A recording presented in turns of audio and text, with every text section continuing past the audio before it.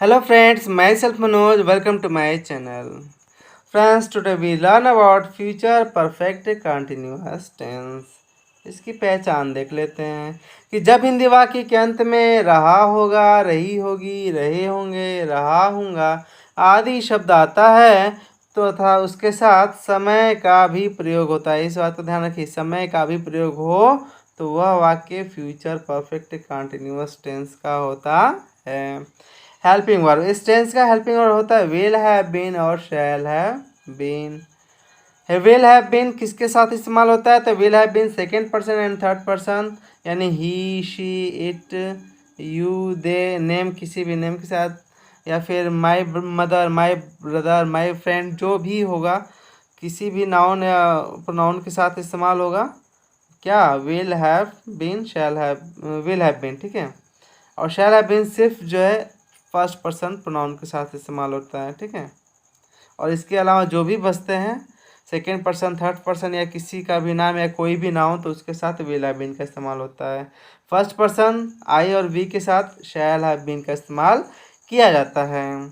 इसमें सिंस और फार, ये जो है सिंस और फार, इसका इस्तेमाल भी किया जाता है समय के लिए। अब समय अगर पीरियड ऑफ टाइम होगा, ठीक है, तो उसके लिए फार का इस्तेमाल होगा। जैसे 2 आवर्स है तो फॉर 2 आवर्स हो जाएगा, 10 डेज है तो फॉर 10 डेज हो जाएगा, 5 ईयर्स है तो फॉर 5 ईयर्स हो जाएगा, etc। मतलब जो भी इसी तरह का कोई भी टाइम है तो मान लीजिए 5 मंथ्स, 6 मंथ्स, 6 वीक, 10 वीक्स, जो भी है इन सब के पहले हम फॉर का इस्तेमाल करेंगे, ठीक। सिंस मतलब पॉइंट ऑफ टाइम, निश्चित समय जो होता है उसके लिए हम सिंस का इस्तेमाल करते हैं।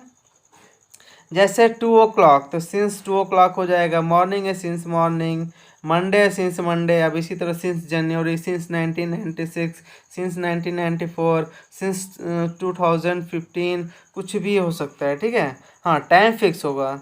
जब निश्चित समय होता है तो उसके लिए सिंस, और अनिश्चित समय होता है तो उसके लिए फॉर। इस कॉन्सेप्ट हमें उम्मीद आपको क्लियर हो गया होगा। अब आते हैं रूल नंबर फर्स्ट पे, एयस यानी अफर्मेटिव सेंटेंस।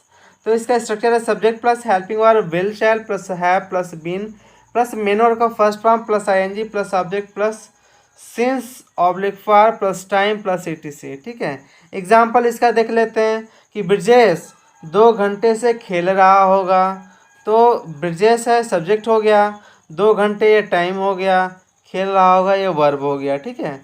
तो ब्रिजेश सब्जेक्ट है तो Brijesh will have been playing for 2 hours. देखिए 2 आवर्स लगा है, ये निश्चित नहीं है, इसलिए यहाँ पे हमने फॉर का इस्तेमाल किया है, तो फॉर 2 आवर्स हो गया। नेक्स्ट एग्जाम्पल है कि वह 2 बजे से हंस रहा होगा, तो वह सब्जेक्ट हो गया, तो he will have been laughing since 2 o'clock। देखिए 2 o'clock 2 बजे, ये निश्चित हो गया है कि 2 बजे, तो 2 बजे अगर कोई भी सुनते हैं समय तो हमारे दिमाग में घड़ी बन जाती है कि 2 बजे ये वक्त हो रहा होता है, ठीक है। या ये कौन सा वक्त होगा, दिन का हो सकता है, रात का हो सकता है, ठीक है। तो समय यहाँ पे निश्चित है, इसलिए सिंस का इस्तेमाल हुआ है, ठीक है। नेक्स्ट एग्जाम्पल है कि मैं 1 माह से किताब लिख रहा हूँगा, तो इसका हो जाएगा I shall have been writing a book for a month. अब यहाँ पे देखिए आई है, आई के साथ शैल का इस्तेमाल हुआ है क्योंकि आई किस पर्सन का है, फर्स्ट पर्सन का है। उसके बाद have been writing a book हो गया है। अब फॉर अ मंथ, अब 1 महीना, अब कौन सा महीना है कि निश्चित नहीं हो पा रहा है, अनिश्चित है, इसलिए फॉर अ मंथ हो गया है। नेक्स्ट है कि प्रतिमा 1999 से यहाँ रह रही होगी, तो प्रतिमा will have been living here since 1999, तो 1999 1999 से यहाँ रह रही होगी, ये फ्यूचर टेंस का, और टाइम निश्चित हो गया है तो इसलिए यहाँ पे सिंस लग गया है, ठीक है। नेक्स्ट है rule number second, N S negative sentence, यानी subject plus helping verb will shall plus not plus main verb, not plus have plus been plus main verb का first form plus ING plus object plus since oblique for plus time plus etc.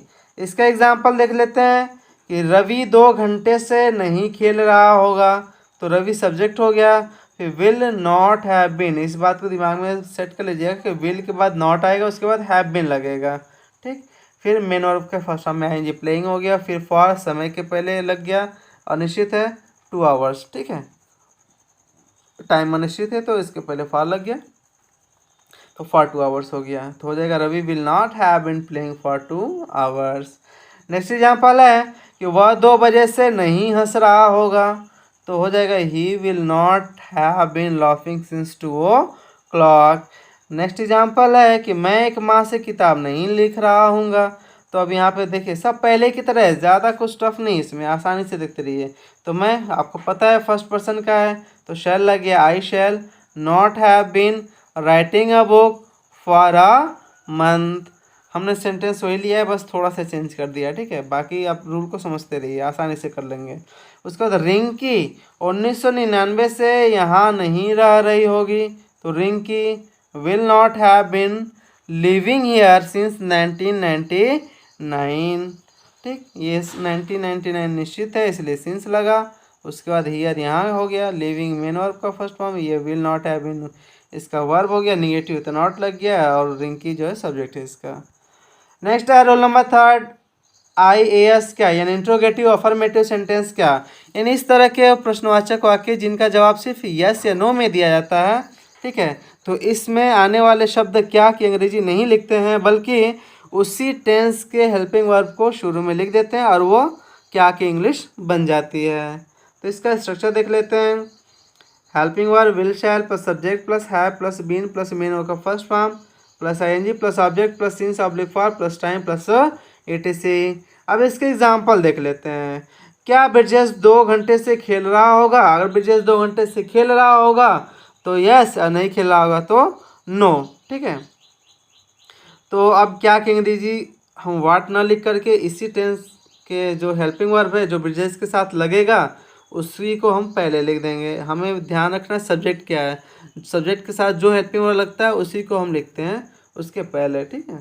तो हो जाएगा will Brijesh have been playing for 2 hours. Next example है कि क्या वह 2 बजे से हंस रहा होगा, तो हो जाएगा will he have been laughing since 2 o'clock। Next example है कि क्या मैं 1 माह से किताब लिख रहा हूँगा, अगर लिख रहा हूँगा तो हाँ, ना तो ना, ठीक है। तो मैं, ये फर्स्ट पर्सन का है तो हो जाएगा शैल आई फिर have been writing a book for a month. फिर नेक्स्ट एग्जाम्पल है कि क्या मनीषा 2016 से यहाँ रह रही होगी, तो हो जाएगा विल मनीषा। देखिए विल ये सब्जेक्ट के अनुसार लगा है, क्योंकि मनीषा के साथ क्या लगेगा, विल लगेगा। तो हो जाएगा will Manisha have been living here since 2016। आप देखिए 2016 ये निश्चित है, एक सन का नाम है, इसलिए यहाँ पे हम सिंस लगा दिए। एक चीज़ और, अगर किसी भी समय का नाम होगा तो वहाँ उसके पहले सिंस लगाएंगे, और समय की संख्या होगी या उसकी पीरियड होगा या टाइम होगा तो उसके लिए हम फॉर का इस्तेमाल करेंगे, ठीक है। तो ये सन का नाम है 2016, इसलिए यहाँ पे लग गया सिंस। नेक्स्ट है रोल नंबर 4, ठीक है। INS क्या, यानी इंट्रोगेटिव नेगेटिव सेंटेंस क्या, इसका स्ट्रक्चर देख लेते हैं। Helping verb will shall plus subject plus not plus have plus been plus main verb का first form plus ING plus object plus since oblique for plus time plus etc। इसके example देख लेते हैं कि क्या ब्रिजेश 2 घंटे से नहीं खेल रहा होगा, तो हो जाएगा will Brijesh not have been playing for 2 hours. यहाँ पे देखिए सब्जेक्ट जो ब्रिजेश है इसके बाद नॉट लग गया है, ठीक है। उसके बाद हैव बीन उसके बाद आएगा, वो सब लिखा गया है। तो इस बात को ध्यान रखना है कि सब्जेक्ट यानी सब्जेक्ट के बाद नॉट लगेगा, यानी यहाँ पे सब्जेक्ट ब्रिजेश है तो इसके बाद नॉट लगेगा। ना कि बहुत सारे बच्चे ये गलतियाँ कर देते हैं कि हैव के बाद नॉट लगा देते हैं, जो कि गलत है, ऐसा नहीं करना है। सब्जेक्ट के बाद नॉट लगेगा तब हैव बीन आएगा, ठीक है। अब देखते हैं नेक्स्ट एग्जाम्पल कि क्या वह 2 बजे से नहीं हंस रहा होगा, तो हो जाएगा will he not have been laughing since 2 o'clock। Next example है कि क्या मैं 1 माह से किताब नहीं लिख रहा हूँगा, तो हो जाएगा shall I not have been writing a book for a month. Next है कि क्या लक्ष्मी 1942 से यहाँ नहीं रह रही होगी, तो हो जाएगा will Lakshmi not have been living here since 1942। Okay, now we see the next rule number 5 IAS WH word, an interrogative affirmative sentence WH word यानी क्वेश्चन वर्ड वाले वाक्य। इस तरह के वाक्यों को इस तरह के जो वाक्य होते हैं इनका जवाब कम से कम एक वाक्य में दिया जाता है और मैक्सिमम प्रश्न की गहराई या उसकी लंबाई पे डिपेंड करती है। ठीक है, तो ये क्वेश्चन वर्ड से स्टार्ट होते हैं इंग्लिश में, और हिंदी में क्वेश्चन वर्ड बीच में होता है कहीं पे भी। तो हो जाएगा, इसका स्ट्रक्चर देख लेते हैं कि WH word plus helping verb will shall plus subject plus help have plus been plus main का first form plus ING plus object plus since oblique for plus time plus ETC। अब इसका example देख लेते हैं कि राहुल 2 घंटे से कहाँ खेल रहा होगा। तो देखिए राहुल है, सब्जेक्ट हो गया है, कहाँ की अंग्रेजी हम पहले लिख दिए वेयर।